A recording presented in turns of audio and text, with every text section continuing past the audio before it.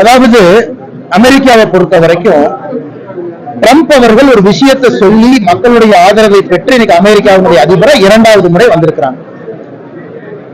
Make America great again மாகா அப்படின்னு அவங்க பேசுறாங்க. இன்னைக்கு அமெரிக்கால மட்டுமே 2.9 மில்லியன் 29 லட்சம் இந்தியர்கள் அங்க இருக்கிறாங்க. அதே நேரத்தில் அமெரிக்க அரசு தெரிவிக்கின்ற கருத்துப்படி 7,50,000 பேர் அன்டாக்குமெண்டட் இமிகிரன்ட்ஸ், அதாவது ஏலியன்ஸ் இருக்கிறாங்க. அவங்க குறிப்பா ஜனவரி 19ஆம் தேதியை ஒட்டி, ஏன்னா பிரசிடென்ட் ட்ரம்ப் ஒரு இனாகிரேஷன் அந்த பகுதியில் வந்துச்சு, அதுக்கு முன்னாடி நிறைய பேர் அந்த நாட்டுக்குள்ள அமெரிக்காவினுடைய பக்கத்து நாடாக இருக்கக்கூடிய மெக்சிகோ பார்டர்ல இருந்து உள்ள என்டர் ஆகிறாங்க, லார்ஜஸ்ட் ஸ்கேல்ல போறாங்க. இதற்கு முன்பு விமானத்தில் அமிர்தசருக்கு வந்த அந்த முதல் பிளேன்ல பாத்தீங்கன்னா நம்முடைய இந்திய சொந்தங்கள் எல்லாமே அந்த குறுகிய காலகட்டத்தில் அமெரிக்காவுக்குள்ள போகணும் முயற்சி பண்ணாங்க. அவங்க எல்லாம் அந்த டெம்பரரி கேம்ப்ல வைக்கப்பட்டிருந்தாங்க. டெம்பரரி கேம்ப் அவங்க அந்த குறுகிய காலகட்டம், ஜனவரி முதல் வாரம், ஜனவரி 2வது வாரம், ஜனவரி 19க்குள்ள அமெரிக்காக்குள்ள போகணும். அவங்க எல்லாருமே ஒரு டிப்போர்டேஷன் கேம்ப்ல இருந்து நேரா டிப்போர்ட் ஆயிட்டாங்க. இதுல அது ஒரு கருத்து என்னன்னா, அமெரிக்காவுடைய சட்டத்திட்டங்கள் படி மிலிட்டரி பிளேன்ல ஏற்றி நம்முடைய நாட்டுக்கு அனுப்பி இருக்கிறாங்க. இது ஒரு பக்கம். இன்னைக்கு 2வது முறை 2வது பிளேன், ஏன்னா அவங்க எல்லாமே கிட்டத்தட்ட ஜனவரி மாசத்திலிருந்து உள்ள போக முயற்சி பண்ணவங்க. அதைத்தான் நேற்று மோடி அவர்கள் ட்ரம்ப் அவர்களோடு பேசும்போது தெல்ல தெளிவா சொன்னாங்க, நானும் ட்ரம்ப் அவர்களும் இணைந்து இந்த குளோபல் டிராபிகிங் நெட்வொர்க், உலகத்துல டாங்கி ரூட் அப்படின்னு ஒரு ரூட் இருக்கு. உதாரணத்துக்கு இந்தியா பஞ்சாப்ல இருந்து போகணும்னா அந்த டாங்கி ரூட்ல அப்படியே யூரோப்ல போய் அங்க போய் மெக்சிகோல போய் போறது. இவர்கள் தான் அதிகமா இதுல சம்பாதிக்கிறாங்க. இவங்க எல்லாம் பாவம், சொத்தை வித்து அப்பா அம்மாவோட பணத்தை நகையெல்லாம் வித்து ஒரு நல்ல கனவுகளோடு அமெரிக்காவுக்கு போறாங்க. தவறு இந்த டிராபிகிங் நெட்வொர்க்கை உடைக்கணும். ஆனால் நானும் ட்ரம்ப் அவர்களும் இணைந்து இந்த குளோபல் ஹியூமன் டிராபிகிங் நெட்வொர்க்கை தகர்த்தெறிந்து விடுவோம் அப்படின்னு இருக்காங்க. ஆனால் நாம் புரிந்து கொள்ள வேண்டும், இது அமெரிக்க அரசு எடுக்கக்கூடிய முடிவு. அது எல்லா நாடு கட்டுப்படுறாங்க. உதாரணத்துக்கு மெக்சிகோ பாத்தீங்கன்னா 80,000 பார்டர் பேட்ரோல் ஏஜென்ட் பார்டர்ல போட்டிருக்காங்க. இல்லாட்டி மெக்சிகோக்கு 25% வரி போட்டுருவேன், கனடாக்கு 25% வரி போட்டுருவேன் அப்படின்னு சொல்றாங்க. ஆனால் இதுல நம்முடைய இந்திய அரசு ஜெய்சங்கர் ஐயா பாராளுமன்றத்தில் தெளிவா பேசி இருக்கிறாங்க. மனிதாபிமான அடிப்படையில இந்தியாவுக்குள்ள வரக்கூடிய எல்லோருக்கும் மனிதாபிமான அடிப்படையில் அரசு என்ன உதவி செய்ய முடியுமோ அதை கண்டிப்பா செய்வோம். அதே நேரத்தில் இந்த டாங்கி ரூட்டை பயன்படுத்தி, இல்லீகல் ரூட்ல பயன்படுத்தி கஷ்டப்பட்டு சம்பாதிச்ச பணத்தை பொருளை இழந்து நாங்க அமெரிக்கால போய் நம்முடைய இளைஞர்கள் சகோதரிகள் யாரும் மாட்டிக்கொள்ள கூடாது அப்படின்னு நம்ம சொல்லியிருக்கோம். அதுதான் அந்த கான்டெக்ஸ்ட் சொல்றேன். ஏன்னா எதிர்கட்சி நண்பர்கள் எதோ பேசுறாங்க. 7,50,000 பேர் அன்டாக்குமெண்டட் இல்லீகலா இருக்கிறாங்க. அதுக்கு சிஸ்டம் இருக்கு. அவங்களை வெளியே கொண்டு வரணும், கோர்ட் டிப்போர்ட் பண்ண. பட் இன்னைக்கு வர்றவங்க எல்லாமே சமீப காலமாக ட்ரம்ப் அவர்கள் அதிபராக பதவியேற்பதற்கு முன்பு அமெரிக்காவுக்குள்ள போறதுக்கு கடந்த 2 மாதங்களாக முயற்சி பண்ணி பார்டர்ல இருக்கக்கூடிய டிப்போர்டேஷன் சென்டர்ல இருந்தவங்க இன்னைக்கு திரும்பி வந்து கொண்டிருக்கிறாங்க. தமிழக முதலமைச்சர் பட்ஜெட்ல தமிழகத்துக்கு எதுவுமே நிதி ஒதுக்கல அப்படின்னு சொல்லியிருக்காங்க. முதலமைச்சர் அவர்கள் ஒரு விஷயத்தை புரிந்து கொள்ள வேண்டும். பட்ஜெட்டை பொறுத்த வரைக்கும் நேரடி நிதி பகிர்வு, அது நேரடியா டெவல்யூஷன் கிராண்ட்ல அமௌண்ட் வந்திருக்கு. அது எல்லோருக்கும் வெளிப்படையா தெரியும். இன்னைக்கு தமிழகத்தை பொறுத்த வரைக்கும் கிட்டத்தட்ட எல்லா ஸ்கீமுமே சென்ட்ரல் கவர்மெண்ட் ரன் பண்ற ஸ்கீம். முதியோர் உதவித்தொகை மத்திய அரசு நடத்துறது, ஏழைகளுக்கான வீட்டு திட்டம் மத்திய அரசு நடத்துறது, விவசாயிகளுக்கு கொடுக்கக்கூடிய கிசான் சம்மான் நிதி மத்திய அரசு நடத்துறது. இது போன்ற ஆயிரக்கணக்கான லட்சக்கணக்கான கோடிக்கணக்கான பயனாளிகள் ஒரு திட்டத்தில் பயன்படுறாங்க. முத்ரா கடன் திட்டம் பயனாளிகள்.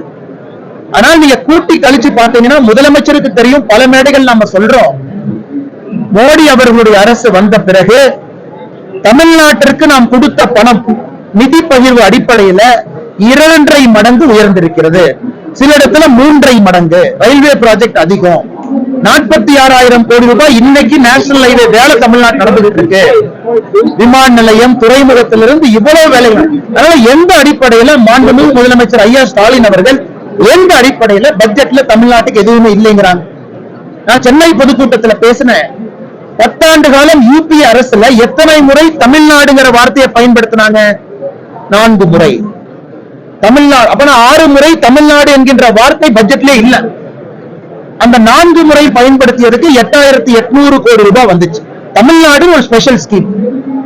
நாம எத்தனை முறை பயன்படுத்தியிருக்கோம்? 10 ஆண்டுகள்ல 4 முறை பயன்படுத்தியிருக்கோம். 11 ஆண்டுகள் 11வது பட்ஜெட் நாம 1,60,000 கோடி கொடுத்திருக்கோம். அதாவது ஸ்பெஷல் ஸ்கீம் தமிழ்நாடு. எல்லா மாநிலத்திற்கும் எல்லா வருடமும் ஸ்பெஷல் ஸ்கீம் வராது. நமக்கு 2021-22 மிகப்பெரிய அளவுல 1,20,000 கோடி ஒரே ஆண்டுல நேஷனல் ஹைவேக்கு வந்துச்சு. போன ஆண்டு ஆந்திரா கொடுத்திருக்காங்க, இந்த ஆண்டு பீகார் கொடுத்திருக்காங்க. ஸ்பெஷல் ஸ்கீம் தமிழ்நாட்டுக்கு வந்திருக்கு. எப்படி குடியரசு தின அணிவகுப்புல எல்லா மாநில ஊர்திகளும் எல்லா ஆண்டும் கலந்து கொள்ள முடியாதோ அது மாதிரி ஸ்பெஷல் ஸ்கீம் போகுது. அதை வச்சு முதலமைச்சரை அரசியல் பண்ணணும். முதலமைச்சர் வெள்ளை அறிக்கை வெளியிட தயாரா? அங்க இருக்கிற ஒரே கேள்வி. அவங்க ஆட்சிக்கு வந்ததுல இருந்து அவங்க பினான்ஸ் மினிஸ்டர் சொல்லி வெள்ளை அறிக்கை கொடுக்கட்டும். 2014 மொத்தமா தமிழ்நாட்டுக்கு எவ்வளவு வந்துச்சு? காங்கிரஸ் ஆட்சியில் எவ்வளவு வந்துச்சு? நம்ம ஆட்சியில் எவ்வளவு வந்துச்சு? அதன் பிறகு நாங்க ஏற்கனவே சொல்லியிருக்கோம், மேடை போட்டு விவாதிப்பதற்கு பாரதிய ஜனதா கட்சி தயார். RS பாரதி அவங்க என்ன சொன்னாங்க? மேடை போட்டு விவாதிக்கிற பட்ஜெட்டை பத்தி நான் சொன்னேன், ஓகே நீங்க மாநில அரசு பட்ஜெட்டை பேசுறதா, நாங்க மத்திய அரசு பட்ஜெட்டை பேசுறோம், இருவரும் மேடை போட்டு விவாதிப்போம். உங்கள்கிட்ட டேட்டா இருக்கு, நீங்க வெள்ளை அறிக்கை கொண்டு வாங்க, நாங்க மத்திய அரசு டேட்டாவை கொண்டு வர்றோம். தமிழ்நாட்டு மக்களுக்கு மொத்தமாக தெரியட்டும் யார் தமிழகத்துக்கு எவ்வளவு கொடுத்திருக்காங்க, மோடி ஐயா எவ்வளவு கொடுத்திருக்காங்க, மன்மோகன் சிங் ஐயா எவ்வளவு கொடுத்திருக்காங்க. நான் ஏற்கனவே சொன்னது போல 2.5 மடங்கு, சில செக்டர்ல 3.5 மடங்கு அதிகம். அப்படி இருக்கும்போது எந்த அடிப்படையில முதலமைச்சர் அவர்கள் தொடர்ந்து இதே போல் பேசுகின்றார்கள் என்று எனக்கு புரியவில்லை. பாஜக டப்பிங் வந்து எடப்பாடியார் அப்படின்னு சொல்லியிருக்காரு. பாஜகவோட டப்பிங் எடப்பாடியார் அப்படின்னு யார் சொன்னாங்க? ஆனா முதலமைச்சருக்கு தான் இன்னைக்கு டப்பிங் தேவைப்படுது, அவருக்கு டப்பிங் தேவைப்படுது. அவருடைய குரலாக யாரோ சொன்னது போல அறிவாலயத்திலிருந்து பல பேர் பேசிட்டு இருக்கிறாங்க. அடிச்சிருவேன், மிதிச்சிருவேன், அப்படி பண்ணுவேன், இப்படி பண்ணுவேன். முதலமைச்சருக்கு டப்பிங் தேவைப்படுகிறது. பாரதிய ஜனதா கட்சிக்கு எங்கேயும் டப்பிங் இல்லை. பாரத பிரதமர் நரேந்திர மோடி அவர்கள் அமெரிக்கா போனா சிவப்பு கம்பள வரவேற்பு, பிளேயர் ஹவுஸ்ல தங்குறார், ஒயிட் ஹவுஸ் ஒட்டி. அந்த ட்ரம்ப் சொல்றாரு, என்னை விட மிகச்சிறந்த ஒரு ட்ரேட் நெகோசியேட்டர் மோடி. பிரான்ஸ் சிவப்பு கம்பள வரவேற்பு, கோச்சர் ஏஐ சமிட். இதெல்லாம் முதலமைச்சர் கொஞ்சம் டிவி ஆன் பண்ணி ஸ்டாலின் ஐயா கொஞ்சம் வால்யூம் வச்சு பார்க்க. உலக அளவில் இங்க இந்தியாவுடைய அங்கீகாரம் என்ன, மோடியின் அங்கீகாரம் என்ன? முதலமைச்சர் சொல்றாரு, 27 ஆண்டுகள் கழித்து டெல்லியில பாரதிய ஜனதா கட்சி ஆட்சிக்கு வந்திருக்கு. அதுக்கு என்ன காரணம் சொல்லுவாரு? லோக்சபா தேர்தலில் பாரதிய ஜனதா கட்சி வலிமை அடைந்து விட்டது முதலமைச்சர் பேசினார். அதன் பின்னாடி ஹரியானா வெற்றி பெற்றிருக்கின்றோம், மகாராஷ்டிரா வெற்றி பெற்றிருக்கின்றோம், இன்னைக்கு டெல்லி வெற்றி பெற்றிருக்கின்றோம், பீகார் வெற்றி பெற போகின்றோம். அடுத்து நடக்கக்கூடிய தேர்தல். ஆனால் முதலமைச்சர் மறந்துவிடக் கூடாது, பாராளுமன்ற தேர்தலில் 7% வாக்கு இழந்திருக்கார். 7% ஓட்டு கீழே வந்திருக்கு. 2019, 24, 26 போகும்போது 20% ஓட்டு கீழே வந்திருக்கு. ஆனால் டப்பிங், கதை, திரைக்கதை, வசனம் எல்லாம் ஒரு பையனுக்கு தேவைப்படுகிறது. உதயநிதி ஸ்டாலினுக்கு டப்பிங் பண்றதுக்கு சந்தானம் தேவைப்படுறாரு. முதலமைச்சருக்கு டப்பிங் பண்றதுக்கு பல அமைச்சர்கள் அதிமுக இம்போர்ட்டட். அவங்ககிட்ட அமைச்சர்கள் இல்ல, எல்லாம் இம்போர்ட். நேற்று பார்த்தா தோப்பு வெங்கடாச்சலனுக்கு ஒரு பதவி, இங்க பார்த்தா அவருக்கு ஒரு பதவி, எல்லாம் இம்போர்ட்டருக்கு பதவி கொடுத்துட்டு இருக்காங்க. காரணம், திமுக சக்தி இல்லை என்பதை முதலமைச்சரை ஒத்துக்கிறாரா? 35 அமைச்சர்கள் 13 பேர் அதிமுக வந்திருக்காங்க. ஆனால் டப்பிங் எங்களுக்கு தேவைப்படல. அதிமுகவில இருந்து திமுகவுக்கு வந்தவர்கள் தான் முதலமைச்சருக்கு டப்பிங் பண்ணிட்டு இருக்காங்க. எங்களுக்கு தேவையில்லை.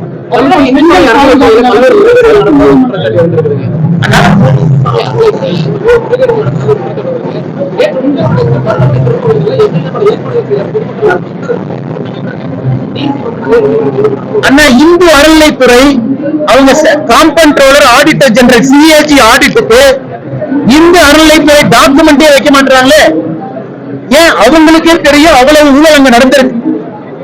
பசுவை கொடுத்தா பசுவை காணா. திருச்செந்தூர் கோவில் இருக்கக்கூடிய தங்கம் அக்கௌண்டபிலிட்டி தெரியாது. அந்த 12+4 16% வருமானத்தை எடுப்பதற்கான அதிகாரம் இந்து அறநிலைத்துறைக்கு இருக்கு. 12% அட்மினிஸ்ட்ரேட்டிவ் காஸ்ட், 4% ஆடிட் காஸ்ட், 16%. எத்தனை பணத்தை எடுத்தாங்க, எங்க எடுத்தாங்க யாருக்கும் தெரியாது. ஒரு கோவில் கான்ட்ரிபியூட் பண்ற பணத்துக்கும் அந்த கோயிலுக்கு செலவு பண்ற பணத்துக்கு ஐடியா இல்ல. கோயிலை சுத்தி வசதி இல்ல. மருதமலை தைப்பூசத்தன்னைக்கு பார்த்தோம், பழனியில பார்த்தோம், திருப்பரங்குன்றத்துல பார்த்தோம். ஆனா தமிழ்நாட்டுல ஒரு உதவாத துறை இருக்கு, மக்களுக்கு உபத்திரம் கொடுக்கக்கூடிய துறை இருக்கு. சாமானிய மனிதர்களுடைய பணத்தை எல்லாம் பிளாக் பாக்ஸாக உள்ள போகுது. எதுவும் தெரியல அறநிலைத்துறை அமைச்சர். ஏன் பேசுறீங்கன்னா அந்த அமைச்சர் உடனே ஒரு வேட்டி கட்டி கிளம்பி வந்துருவார். சாமி வேட்டி காவி வேட்டி. நான் வந்து முதலமைச்சர் அடக்கி வச்சிருக்கனால சும்மா இருக்கிறேன், என்னை விட்டு விட்டாங்கன்னா ரன் ஒண்ணு பாத்துருவேன் அண்ணாமலைன்னு சொல்லிட்டு டயலாக் விடுவார். நான் கேட்கறது தைரியம் இருந்தா சிஏஜி ஆடிட்டுக்கு விடுங்க. தமிழக மக்களுக்கு நாங்கள் படம் போட்டு காட்டுகின்றோம். அறநிலைத்துறை இன்கமிங் எவ்வளவு, அவுட் கோயிங் எவ்வளவு, டைவர்ட் எவ்வளவு, பேங்க் அக்கௌண்ட்டுக்குள்ள எவ்வளவு, பர்சனல் அக்கௌண்ட்டுக்குள்ள எவ்வளவு, சுவிஸ் வங்கிக்கு எவ்வளவு, கொள்ளை எவ்வளவு, எல்லாம் நாங்க அக்கௌண்ட் போட்டு காட்டுறோம். அதற்கு அறநிலைத்துறை எத்தனை நாள் தப்பிப்பீங்க? நாம் ஆட்சிக்கு வந்த பிறகு முதல் வேலை அறநிலைத்துறை அக்கௌண்டிங். யாரு தப்பு பண்ணிருக்கீங்களோ உங்களை விட மாட்டோம். அதனால எத்தனை நாள் தப்பிக்க முடியுமோ தப்பிச்சு. மணிப்பூர்ல 250 பேர் கொல்லப்பட்டிருக்காங்க. அதனால முதலமைச்சர் பிரேம்சிங் வந்து ராஜினாமா மத்திய அரசு. முதலமைச்சர் மு.க. ஸ்டாலின் ஐயானால ஒரு ஏர் ஷோ ஒழுக்கமா நடத்த தெரியல. ஒரு ஏர் ஷோ ஒழுக்கமா நடத்த தெரியல. அத்தனை அப்பாவி பொதுமக்கள் உயிரிழந்திருக்கிறாங்க. இவர் வந்து மணிப்பூர் பாலிடிக்ஸ் பத்தி முதலமைச்சர் சொல்லிட்டு இருக்காரு. சென்னையில மைய பகுதியில ஏர் ஷோ நடக்குதுன்னு தெரிஞ்சு விமான சாகசங்கள் பண்ணி பெங்களூர்ல ஏர் ஷோ நடத்துறாங்க. போய் டாக்டர் சொல்லுங்க. பெங்களூர்ல போய் முதலமைச்சர் உதயநிதி ஸ்டாலின் அனுப்பி பெங்களூர்ல எப்படி ஏர் ஷோ நடத்துறாங்கன்னு பாருங்க. லட்சக்கணக்கான மக்கள் தினமும் நடக்குது. ஒரு பிரச்சனை இல்லாம நடந்து கொண்டிருக்கிறது. ஏன்னா அப்கோர்ஸ் சென்ட்ரல் கவர்மெண்ட் டைரக்டா நடத்துறாங்க. சென்ட்ரல் கவர்மெண்ட் ஃபெசிலிட்டிக்குள்ள நடக்குது. ஏர்போர்ட்டை ஒட்டி நடக்குது. அது வேற. ஆனால் இங்க நடத்துவதற்கு இவருக்கு நடத்துவதற்கு இது இல்ல. மணிப்பூர் நடந்ததை பத்தி பேசுறாரு. மணிப்பூர்ல முதலமைச்சர் அவர்களுக்கு நம்ம என்ன சொன்னாலும் அவருக்கு புரியாது. மறுபடியும் சொல்றேன், இங்கே பாரதிய ஜனதா கட்சியினுடைய குற்றம் என்ன? ஹைகோர்ட் ஒரு சமுதாயத்துக்கு எஸ்டி அந்தஸ்து கொடுக்கறாங்க. 2 சமுதாயத்துக்கு பிரச்சனை கட்டுக்குள்ள கொண்டு வருது. அடுத்து என்ன நடக்கும்? இன்னைக்கு ஜனாதிபதி தலைமையில அந்த அட்மினிஸ்ட்ரேஷன் நடந்துகிட்டு இருக்கு. President's rule. அவர் முதலமைச்சர் அவர்கள் அவருடைய வேலையை சரியா பார்க்காம இந்தியால இது நடக்குது, அது நடக்குது, கும்பமேளால இது நடந்தது, மணிப்பூர் இது நடந்தது சொல்றார். உள்ளூர்ல சொந்த ஊர்ல சொந்த மாநிலத்தில் நடக்கக்கூடிய பிரச்சனை ஏன் பேச மாட்டாரு? பெண்கள் பாதுகாப்பு சிறப்பு நீதிமன்றம் அமைக்க நடவடிக்கை எடுத்துட்டு வரோம். யார் எப்ப கொண்டு வராங்க? ஆட்சி 4 வருஷம் முடிச்சது. அண்ணே நேத்து என் போன காணாம பாருங்க.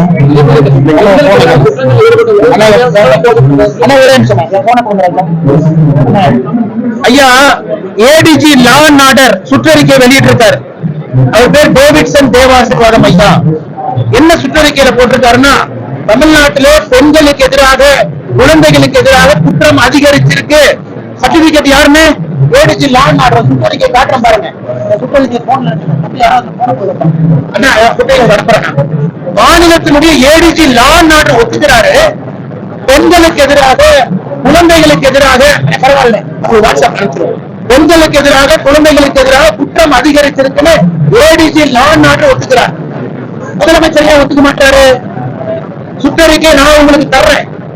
4 வருஷம் தூங்கிட்டு எலெக்ஷன் வருது, இப்ப எதிர்த்து சீனியர் ஆபீசர் வீட்டுல ஆர்டர்ல இருக்கக்கூடிய பெண் காவலர் ஸ்டேஷனுக்கு அனுப்புங்க. சிறப்பு நீதிமன்றம் என்ன பண்ண போறாங்க? அண்ணா யூனிவர்சிட்டி பெண் பாலியல் கொடுமை ஒண்ணுமே தெரியல.